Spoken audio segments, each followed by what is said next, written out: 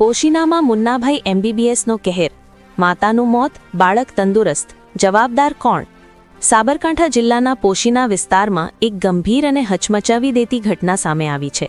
વિના કોઈ માન્ય મેડિકલ ડિગ્રી ધરાવતા એક મુન્નાભાઈ એમબીબીએસ દ્વારા ડિલિવરી કરાવવાના પ્રયાસ દરમિયાન માતાનું મોત થતાં સમગ્ર વિસ્તારમાં રોષની લાગણી ફેલાઈ છે.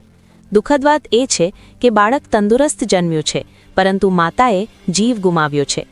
સ્થાનિક સૂત્રો દ્વારા મળતી માહિતી મુજબ આ ડોક્ટર લાંબા સમયથી કોઈપણ પ્રકારની માન્ય ડિગ્રી વિના ખુલ્લેઆમ પ્રેક્ટિસ કરતો હતો.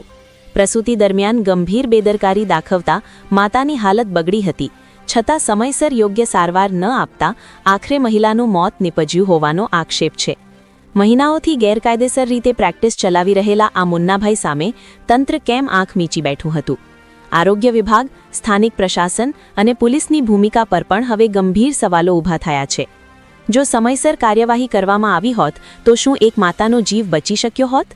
આ ઘટનાએ ફરી એક વખત સાબિત કર્યું છે કે ગ્રામ્ય વિસ્તારોમાં બોગસ ડોક્ટરો લોકોના જીવ સાથે ખુલ્લેઆમ ખેલ રમે છે અને તંત્રની નિષ્ક્રિયતા તેમના માટે ઢાલ બની રહી છે.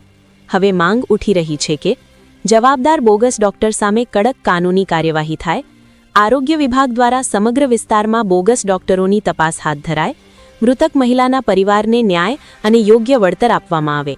પ્રશ્ન એક જ છે, માતા તો ગઈ, બાળક બચ્યું, પણ આ મોત માટે જવાબદાર કોણ?